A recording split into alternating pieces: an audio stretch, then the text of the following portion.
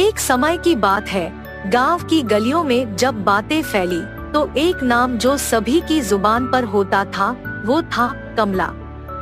गांव के लोग उसे लालची शहद वाली के नाम से भी जानते थे। कमला गांव में एक पुरानी और अकेली महिला थी जिनकी बुढ़ापे में लालसा बढ़ गई थी और वह बाजार में अपने खुद के शहद का कारोबार करने लगी थी।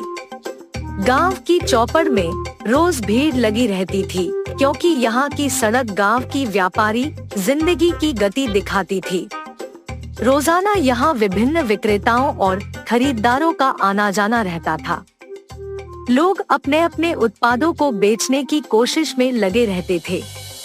गांव की यह व्यवस्था एक बड़े बाजार की तरह ही काम करती थी, जहां हर एक विपणन कर्मी ने अपने उत्पादों को बेचने का प्रयास किया करते थे।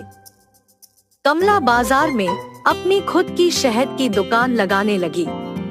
वह जंगलों से शहद खरीदकर बाजार में बेचती थी, लेकिन उसकी खुद की खोज में लालसा इतनी बढ़ गई थी कि उसने खुद की अच्छे शहद की बजाय अन्य खराब वस्तु के साथ मिलाकर बेचने की शुरुआत कर दी।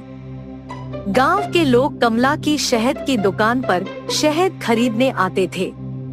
वह उनके सामने मिले खराब शहद के डिब्बे खोलती और उनसे कहती, देखो यह शहद बहुत पुराना है, गुड़ नहीं है। मैंने इसकी कीमत भी कम कर दी है, आप इसे सस्ते में खरीद सकते हैं। गांव के लोग उसकी बातों पर विश्वास कर लेते थे और उसके बताए दाम पर शहद खरीद लेते थे।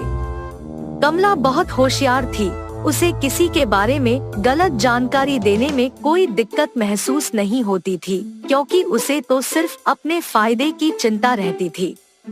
कमला का दिन कुछ इस तरह गुजरता था। वह सुबह सुबह उठकर जंगल में जाती और खराब शहद को अच्छे शहद के साथ मिलाकर डिब्बों में डालती थी। फिर बाजार में आकर उन डिब्बों को बेचने का प्रयास करती थी। गांव के लोग उसकी बातों में आकर उसके खराब शहद को खरीद लेते थे। एक दिन बाजार में विभिन्न विक्रेताओं के बीच बातचीत हो रही थी। कुछ लोग कमला की दुकान के खराब शहद के बारे में बात कर रहे थे। एक व्यक्ति ने कहा, आखिरकार ये कमला किस तरह से बिना किसी को पता चले अपने खराब शहद को बेच रही है। उसका यह काम बहुत ही अच्छे तरीके से हो रहा है। दूसरा व्यक्ति ने उत्तर दिया, हाँ तुम सही कह रहे हो।